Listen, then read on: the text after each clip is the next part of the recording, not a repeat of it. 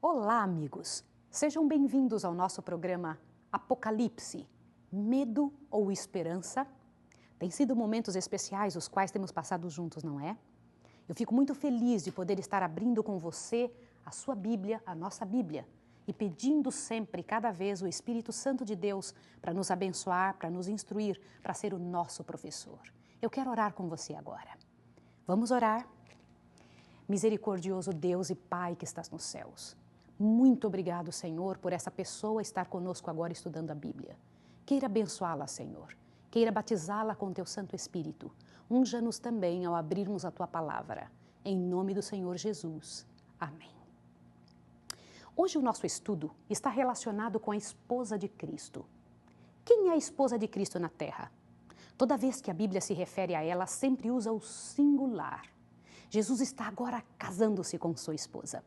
Vejamos um versículo interessante sobre isso. Abra sua Bíblia em 2 Coríntios. Se você abrir a sua Bíblia em 2 Coríntios, capítulo 11, você vai ver que coisa interessante que ali fala a respeito da esposa de Cristo. Veja junto comigo. 2 Coríntios 11, verso 2.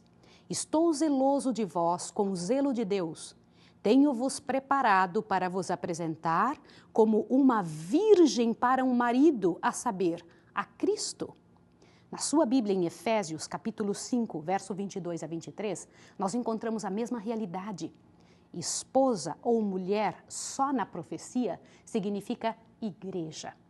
As Sagradas Escrituras representam, através de diversos símbolos, o remanescente fiel de Cristo. Um deles é sua esposa. Em Apocalipse 12, uma mulher virtuosa, abra sua Bíblia em Apocalipse 12. Uma mulher virtuosa é símbolo da igreja pura, tal como é descrito em Efésios 5.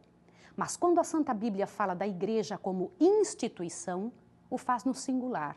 Porque assim como há um só Senhor, isso está escrito em 1 Coríntios 8, há uma só igreja verdadeira que tem essa doutrina e que a respeita e prega. A igreja que ele fundou com seu próprio sangue.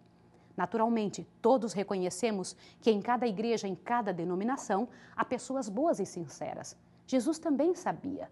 O que nos chama a atenção nesses dias de ecumenismo é descobrir que o Senhor não quer que essas almas sinceras permaneçam em igrejas equivocadas, mas propõe que elas saiam de lá, que se unam à sua igreja verdadeira, a que, segundo as suas próprias palavras, não seria mais numerosa, mas que jamais iria ser substituída por nenhuma outra. Vamos ver um símbolo da igreja? Que grande sinal celeste João viu no céu? Apocalipse capítulo 12, verso 1. Eu vou ler com você.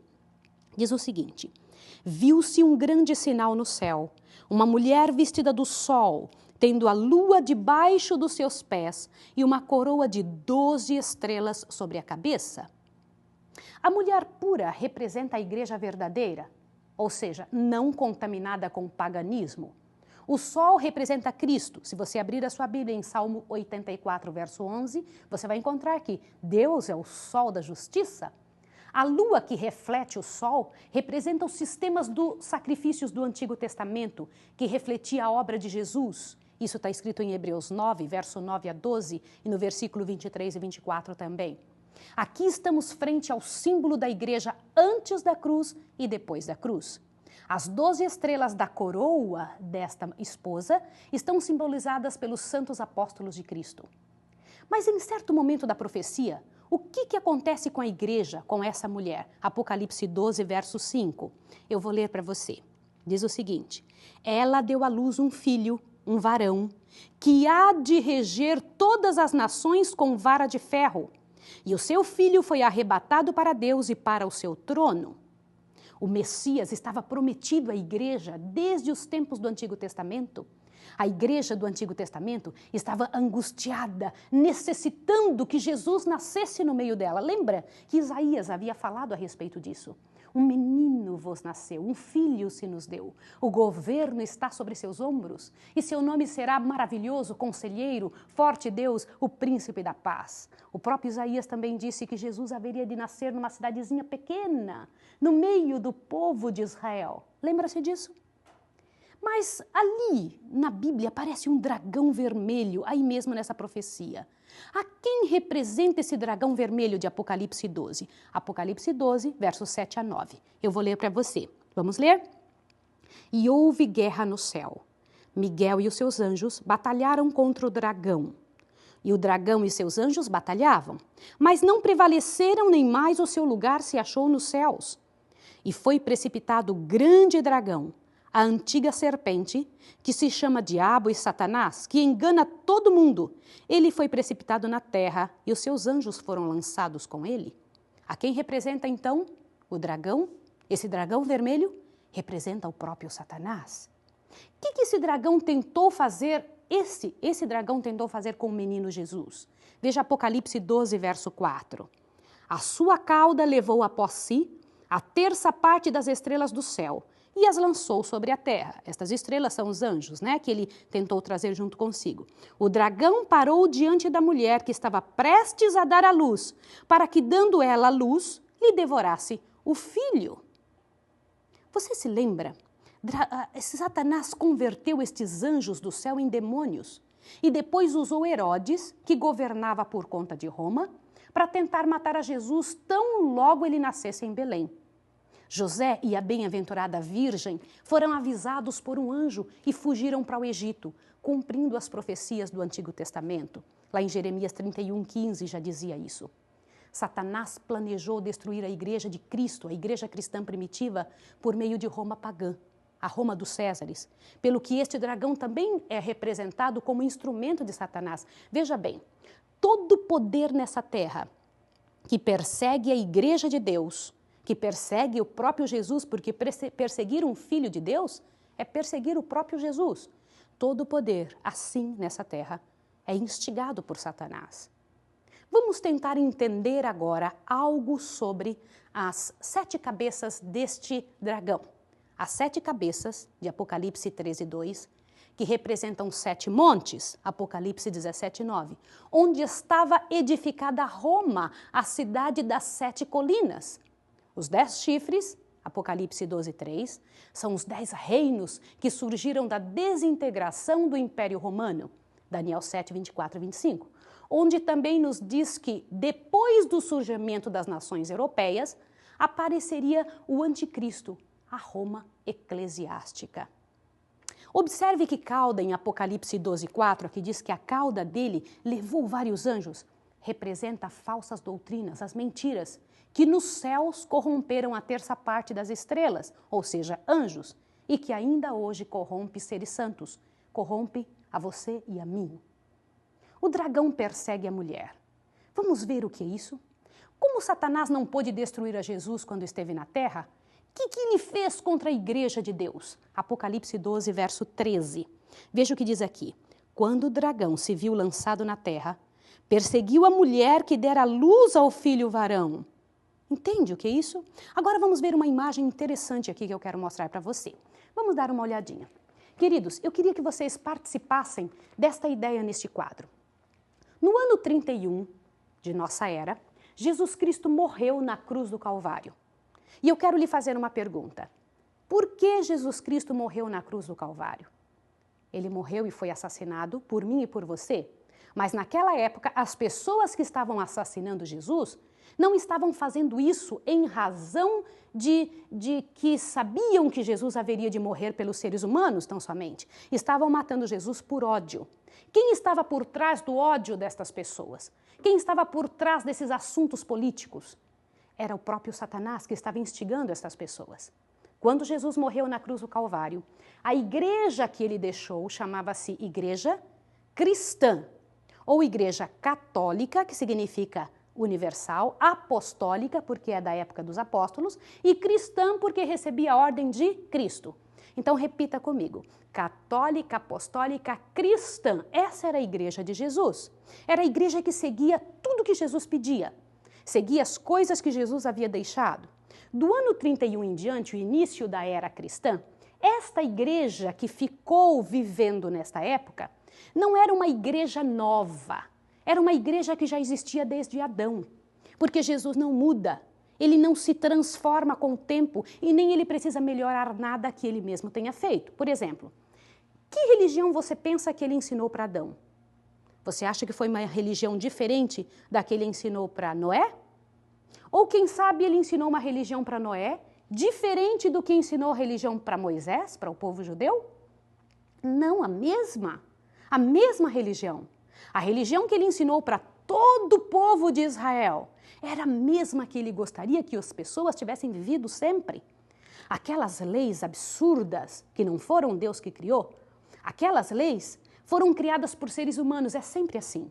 Quando nós colocamos uma parte nossa dentro das coisas, nós sempre estragamos a coisa que Deus fez.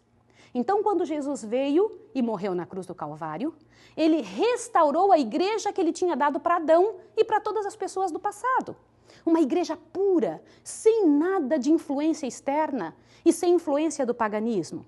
Só que essa igreja, assim que Jesus foi para o céu, foi altamente perseguida. Perseguida por quem? Pelo inimigo de Deus usando pessoas.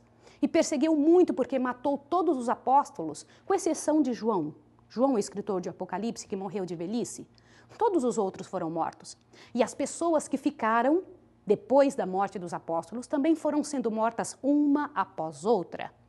Agora veja bem, quando Satanás viu que não adiantava matar seres humanos, porque o sangue dos cristãos era semente.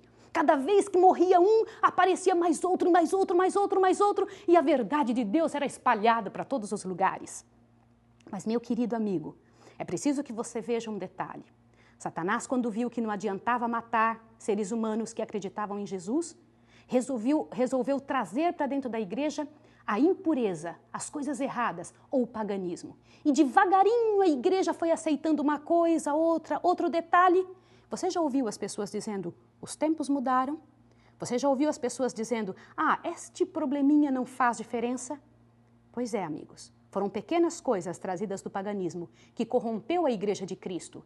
E do ano 31 ao ano 538, a Igreja de Deus passou por várias etapas. Uma delas, muito séria, foi uma concordata que a Igreja fez com o Estado. No ano 538, com o Edito de Justiniano, a Igreja deixou de ser cristã para ser romana. Você entendeu o que eu acabei de lhe explicar? Com a união da igreja com o Estado, a igreja deixou de ser igreja cristã para ser igreja romana e aceitou todas as influências externas. A igreja de Deus começou a cair. Agora preste atenção num detalhe interessante. Do ano 538 até o ano 1798, é conhecido na história como o tempo da Idade Média, ou a Idade Escura, o tempo escuro da humanidade. Foi um tempo de trevas para a humanidade, porque durante esse tempo, 1260 anos, a Igreja de Deus esteve escondida, sofrendo, porque uma outra igreja apareceu. Preste atenção no que eu vou lhe dizer. A Igreja do Senhor, em 538, não se uniu com o Estado. Quem se uniu foram aqueles que não eram de Deus. A Igreja do Senhor fugiu para o deserto nesta época. Ficou escondida. Por quê? Porque não podia, nessa época, durante este tempo, professar sua religião de forma clara. Você já ouviu falar dos valdenses? Lembra também dos huguenotes? Eles eram povos que estavam escondidos durante esse tempo, porque eles deveriam professar sua fé, queriam professar sua fé, sem que tivessem influência de quem quer que fosse, e para isso eles precisavam esconder-se. Veja também que 538 a 1798, nós temos 1260 anos. Esse tempo de 1260 anos é o tempo de supremacia papal. Foi o tempo em que a igreja da época, ou igreja católica apostólica romana, esteve mandando no mundo. Esse tempo foi o tempo em que a igreja católica apostólica romana esteve imperando. Mas a Igreja de Deus só surgiria depois de 1798. Consegue entender isso? A igreja no deserto, ou a igreja escondida. Vejamos mais um detalhe. O que fez a igreja quando começou a perseguição contra ela? Abra sua Bíblia de novo em Apocalipse, capítulo 12, verso 6. A mulher fugiu para o deserto, onde já tinha lugar preparado por Deus para que ali fosse alimentada durante 1260 dias. Você se lembra que dias em profecia são anos? Muito bem, conforme Números. O livro de Números nos dá essa explicação. Em profecias, dias são anos. O dragão persegue agora o remanescente fiel. Quais são as características básicas do remanescente fiel que persegue como a descendência da igreja pura? Apocalipse 12, verso 17, diz o seguinte, abra sua Bíblia e veja. Então o dragão irou-se contra a mulher e foi fazer guerra aos demais filhos dela. Quem são eles? Os que guardam os mandamentos de Deus e mantêm o testemunho de Jesus. E em Apocalipse 19, 10, diz que o testemunho de Jesus é o espírito de profecia. O que significa isso? Significa que as pessoas que guardariam os mandamentos de Deus teriam a capacidade de entender profecias. Você nota que muitas igrejas guardam a maioria dos mandamentos. E eu quero que você preste bastante atenção no que eu vou dizer agora. Mas aqui não diz que é a maioria dos mandamentos. Deus revela que aqueles que são a descendência da igreja pura guardam os mandamentos de Deus, ou seja, todos os mandamentos. Desde o momento que Jesus disse que não mudou, nem autorizou mudança alguma, nem um jota ou um tio da lei enquanto houver céus e terra, que se o amamos devemos guardar os seus mandamentos, assim como ele nos deu exemplo, guardando os mandamentos do Pai. Isso está escrito em São João 14, 15 e São João 15, 10. Não poderíamos demonstrar que realmente temos a fé em Jesus se somos contrários à observância da lei ou aceitamos a modificação de alguns dos mandamentos? Porque o próprio Jesus disse, por que me chamais Senhor, Senhor, e não fazeis o que eu vos mando? Isso está escrito lá em São Lucas, capítulo 6, verso 46. E João confirma, ora, sabemos que o temos conhecido por isso, se guardamos os seus mandamentos. Aquele que diz, eu o conheço, e não guarda os seus mandamentos, é o quê? É mentiroso, e nele não está a verdade. Querido, abra sua Bíblia em 1 João 2, verso 3 a 4. Você vai ver essa realidade que eu acabei de dizer. 1 João 2, verso 3 a 4. Não podemos invocar o amor para desobedecer, porque este é o amor de Deus, que guardemos os seus mandamentos. Ora, os seus mandamentos não são penosos. Em 1 João 5, verso 3. Você já ouviu alguma pessoa dizer para você que é muito difícil guardar os mandamentos de Deus? Pois a Bíblia diz que eles não são penosos. Quando foi a última vez que você leu serena e detidamente os 10 mandamentos, com o desejo de obedecer a tudo que esses mandamentos dizem? Então abra sua Bíblia em Êxodo, capítulo 20, verso 3 a 17, e você vai encontrar a lista dos 10 mandamentos de Deus. E ao ler, é provável que você descubra pesaroso que a maioria dos cristãos não estão respeitando o segundo mandamento. Vamos abrir a Bíblia em Êxodo 20? Abra comigo, eu vou ler com você. Êxodo, o segundo livro da Bíblia, vai declarar para você isso que eu acabei de dizer. Êxodo, capítulo 20, vamos lá, do verso 3 em diante, você vai perceber esta verdade. Não terás outros deuses diante de mim. Não farás para ti imagem de escultura, nem semelhança alguma do que há em cima nos céus, nem embaixo na terra, nem nas águas debaixo da terra. Não te encurvarás a elas, nem as servirás, pois eu, o Senhor, sou teu Deus, sou Deus zeloso, que visito a maldade dos pais nos filhos até a 3ª e 4ª geração daqueles que me odeiam, mas faço misericórdia até 1000 gerações daqueles que me amam e guardam seus mandamentos. Este é o segundo mandamento, onde Deus diz abertamente que não quer ser adorado por meio de imagens, nem quer que nós nos ajoelhemos frente a elas. Isso para Deus é uma abominação. O terceiro mandamento diz, não tomarás o nome do Senhor teu Deus em vão, pois o Senhor não terá por inocente o que tomar seu nome em vão. Querido, querida, é tão sério nós usarmos o nome de Deus em nossas piadas, em conversas de qualquer espécie? Este mandamento, o segundo mandamento, foi eliminado da lei que aparece nos catecismos. Lembra disso? Ou talvez até você veja com pena que as igrejas não estão respeitando o dia de repouso que Deus santificou, o santo sábado. Leia aí em Êxodo 20, verso 8 a 11. Leia comigo. Lembra-te. Por que aqui fala lembra-te? As pessoas pensam que este mandamento foi dado só para judeu. Por que a Bíblia diz lembra-te? Por que Deus ia pedir que nós lembrássemos algo que ele ainda não tinha dado? Lembra-te do dia do sábado para o santificar. O único dia que Deus pediu que fosse considerado santo era o dia de sábado. 6 dias trabalharás e farás toda a tua obra, Mas o sétimo dia é o sábado do Senhor teu Deus. Qual é o sétimo dia da semana? O primeiro, com certeza, é o domingo, porque não existe segunda sem ter tido um primeiro. Domingo, segunda, terça, quarta, quinta, sexta. E o sábado é o sétimo dia. O que ele diz? Mas o sétimo dia é o sábado do Senhor teu Deus. Não farás nenhum trabalho, nem tu, nem teu filho, nem tua filha, nem teu escravo, nem tua escrava, nem teu animal, nem o estrangeiro que está dentro das tuas portas. Pois em 6 dias fez o Senhor o céu, a terra e o mar, e tudo o que neles há. Mas ao sétimo dia descansou.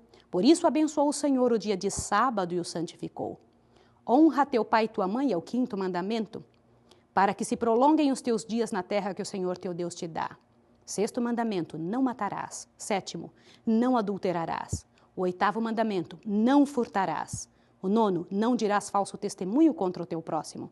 E o 10º, não cobiçarás a casa do teu próximo, não cobiçarás a mulher do teu próximo, nem o seu escravo, nem sua escrava, nem o seu boi, nem seu jumento, nem coisa alguma do teu próximo. Esses são os mandamentos do Senhor. Qual é o segredo da vitória do remanescente que guarda os mandamentos de Deus e tem o dom de profecia como única regra de fé? Apocalipse 12, verso 11. Volta de novo lá em Apocalipse 12. E você vai ver o segredo da vitória deste povo que guarda os mandamentos de Deus. Você vê que o Apocalipse ele é cheio de surpresas, né? Apocalipse 12, verso 11 diz: Eles o venceram pelo sangue do Cordeiro e pela palavra do seu testemunho, e não amaram as suas vidas até a morte. Que interessante isso. Agora, a identificação da Igreja de Deus. Resumindo o que foi estudado nesses estudos, e nesse estudo os outros anteriores também, quais são as características principais da verdadeira Igreja de Cristo do tempo do fim, ou seja, o remanescente fiel? Primeiro, ressurgiria depois da Era do Deserto, ou seja, depois de 1798, conforme diz Apocalipse 12, versos 6 a 14. Ressurgiria como resultado do desapontamento de 1844, predito em Apocalipse 10, nós estudamos isso no estudo anterior. Assim como a igreja primitiva surgiu do desapontamento da cruz. Terceiro, manteria as verdades apostólicas como estão nos escritos originais das Sagradas Escrituras, porque teria a fé de Jesus Cristo, Apocalipse 14, 12. O quarto, guardaria os mandamentos de Deus, inclusive o quarto, que ordena repousar o sábado, conforme mostra o Êxodo 20, verso 3 a 17. Seguinte, teria o espírito de profecia, que é as Escrituras Sagradas, a sua palavra, revelada como único e exclusivo apoio doutrinal. E também teria verdadeiros profetas em seu meio, em cumprimento de Joel, capítulo 2. Lembra-se disso? Verdadeiros profetas. Pregaria as 3 mensagens angélicas do tempo do fim, Apocalipse 14, versos 6 a 12. Seria um movimento mundial, pregado a toda nação, tribo, língua e povo. E ensinaria que a salvação é conseguida somente pela fé em Cristo Jesus, pois pregaria o Evangelho eterno. Qualquer igreja que não foi fundada por Jesus é uma igreja de Satanás, amigo. Concorrente da Igreja de Cristo. Apesar do profundo respeito que eu tenho e que merecem as pessoas sinceras, que existem em todos os grupos religiosos ou aprisco, tenho que lhe fazer a seguinte pergunta: a sua igreja, meu amigo, se enquadra plenamente nessas características bíblicas? Se não, por favor, leia Apocalipse 18, 4. Qual é a vontade de nosso Senhor agora? Jesus Cristo. E qual é o conselho de Pedro para aqueles que estão nestas igrejas equivocadas? Neste momento não são membros da igreja verdadeira. São João, o escritor de Apocalipse, nos diz. São João 10, verso 16. Abra sua Bíblia. É o último verso que nós vamos ver hoje. São João 10, verso 16, diz o seguinte. Veja lá. Ainda tenho outras ovelhas que não são deste aprisco. A mim convém agregá-las também. Elas também ouvirão a minha voz e haverá um rebanho e um só pastor. Não é interessante? Um só pastor. E em Atos 2 perguntaram a Pedro e aos demais apóstolos: que faremos, irmãos? Respondeu-lhe Pedro: arrependei-vos e cada um de vós seja batizado em nome de Jesus Cristo para a remissão dos vossos pecados. Meus queridos, eu quero orar com vocês agora. Quero orar com a sua casa. Quero orar para que Deus abençoe você nessa decisão tão séria de saber que os que servem a Deus devem amá-lo, guardar os seus mandamentos, ter a fé de Jesus. Vamos orar? Misericordioso Deus e Pai que estás nos céus, Queremos te agradecer, Senhor, pelo privilégio de sabermos em Tua Santa Palavra a verdade clara, quem é o remanescente fiel, aquele que guarda o mandamento de Deus e tenha fé em Jesus Cristo. Abençoa essa pessoa para que possa decidir-se ao lado do Teu povo. Em nome do Senhor Jesus Cristo, aquele que está no lugar santíssimo do santuário celestial. Amém, Senhor. Até a próxima. Se você deseja saber mais sobre esse ou outros assuntos relacionados ao Apocalipse e sobre a volta de Jesus, entre em contato conosco e receba um estudo sobre as revelações do Apocalipse. E saiba mais sobre as incríveis profecias deixadas na Bíblia por Jesus e sobre a sua segunda vinda. Nos vemos sábado que vem neste mesmo horário. Que Deus te abençoe. Até lá. Mas um pai que sentia minha dor. As perguntas respondeu-me, os meus medos compreendeu. Ao falar a minha fé